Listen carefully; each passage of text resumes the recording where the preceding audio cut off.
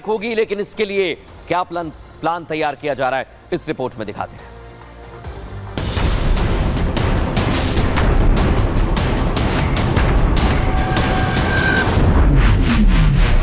आज से ठीक 8 साल पहले महीना यही था और तारीख थी आसपास की ही।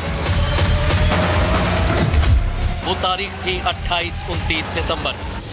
वक्त आधी रात का, जब भारतीय सेना पीओके में सर्जिकल स्ट्राइक को अंजाम देती है।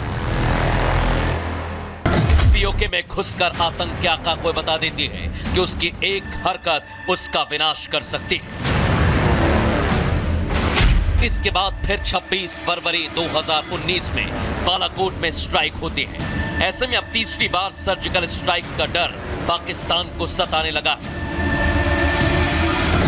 पाकिस्तान खौफ में है, क्योंकि उसे पता है ये सभी हमले नरेंद्र मोदी के प्रधानमंत्री बनने के बाद हुए। मोदी का नेतृत्व और शाह की नीति ऐसी है जो देश पर बुरी नजर डालने वालों को बर्दाश्त नहीं करती। इस बात को मोदी और शाह वक्त वक्त पर दोहराते हैं। जम्मू कश्मीर को टेरर से, दहशतगर्दी से आजाद कराना, जम्मू कश्मीर के खिलाफ साजिश करने वाली हर ताकत को हराना मोदी का इरादा है।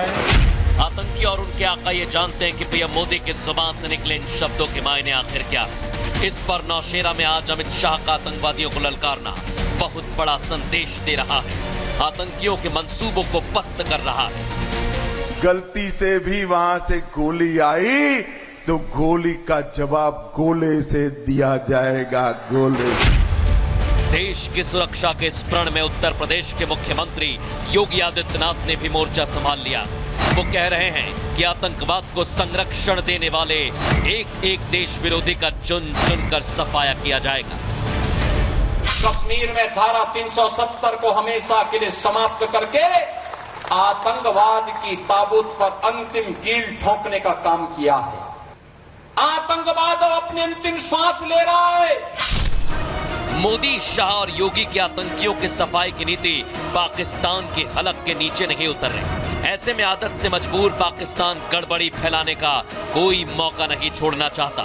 लेकिन पाकिस्तान को यह भी अच्छी तरह से पता है कि अगर आतंकी हमले किए गए तो फिर से सर्जिकल स्ट्राइक के लिए तैयार रहना होगा। देख लिया दर्शकों, एक बार और स्ट्राइक के लिए तैयार रहना होगा। और अब मैं आपको बताता हूं कि क्यों बार बार पीएम मोदी और गृह मंत्री अमित शाह को आतंकिस्तान को याद दिलाने की जरूरत पड़ती है कि भारत का वो बाल बांका भी नहीं कर पाएगा। पाकिस्तान अपनी आदत से मजबूर है। जम्मू कश्मीर में चुनावी सरगर्मी देखकर आतंकिस्तान में खलबली मची हुई है दर्शकों। वो चुनाव के बीच घाटी का अमन चैन बिगाड़ने की पूरी हिमाकत कर रहे हैं, साजिश कर रहे हैं। इसलिए तो 3 दिन होने वाले मतदान से पहले जम्मू के आरएसपुरा सेक्टर में बड़ी मात्रा में हथियार और गोला बारूद बरामद किया गया है। बीएसएफ को क्या क्या मिला है दर्शकों, यह आप देख लीजिए और इस साजिश को समझ लीजिए, क्योंकि अब मैं जो तस्वीर आपको दिखाने वाला हूं, बीएसएफ को एक AK-47 मिली। देखिए जरा, गोला बारूद के साथ 2 पिस्तौल, 2 मैगजीन बरामद हुई, 9 mm के 20 राउंड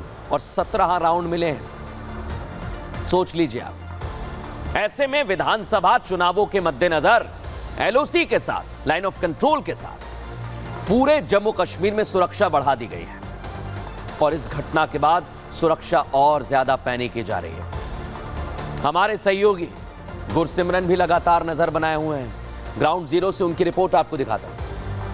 देर रात हुए इस ऑपरेशन में सुरक्षा बलों की तरफ से एक AK-47 राइफल जो कि पाकिस्तान की तरफ से भेजी गई थी यहां खून बहाने के लिए, उसे रिकवर किया गया है। इसके साथ अगर बात की जाए तो आप यहां पर देखेंगे तो 2 मैगजीन्स जो हैं वो रिकवर की गई हैं। ये दोनों मैगजीन्स जो हैं ये इस AK के साथ, और 17 राउंड AK के थे।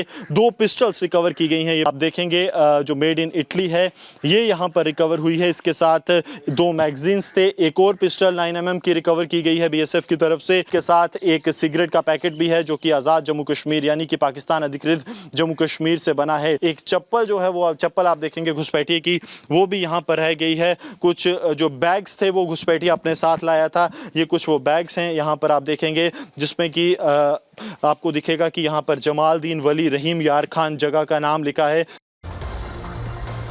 लेकिन दर्शकों, आतंकी सिर्फ एक एंड से अपने मंसूबों को पूरा करने की कोशिश नहीं कर रहे।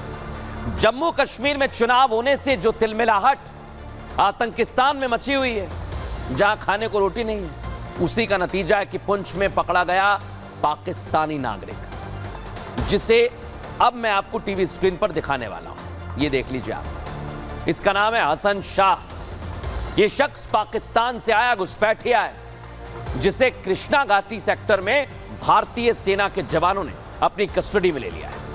किन मंसूबों के तहत यह आया है, इसकी जांच की जा रही है दर्शकों। और यही बहुत बड़ी वजह है, कारण है कि गृह मंत्री अमित शाह ने साफ कर दिया कि वो घाटी से आतंकवाद का सफाया करके शांति की सांस लेंगे। तब तक पाकिस्तान से कोई बातचीत नहीं होगी। अब सुनवाता हूं आपको गृह मंत्री अमित शाह क्या कह रहे हैं, सुनिएगा। हम पाकिस्तान से वार्ता नहीं करेंगे जब तक आतंकवाद समाप्त नहीं होता है। पाकिस्तान से वार्ता करने के पक्ष में नहीं है। हम पाकिस्तान से वार्ता नहीं करेंगे जब तक आतंकवाद समाप्त नहीं होता है। पाकिस्तान से वार्ता करने के पक्ष में नहीं है।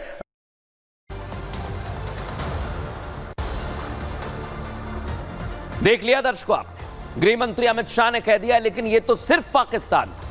अब आपको मैं भारत के अंदर कैसे साजिश की जा रही है, आतंकियों की नजर है, देश विरोधियों की नजर है। पहले आपको बताता हूं आतंकी क्या चाहते हैं। आतंकी पूरी तरह से भारत में देश विरोधी गतिविधियां कर रहे हैं, लेकिन पकड़े जा रहे हैं। देश के अंदर ही यह साजिश हो रही है दर्शकों, और इसे करने वाले देश विरोधी हैं।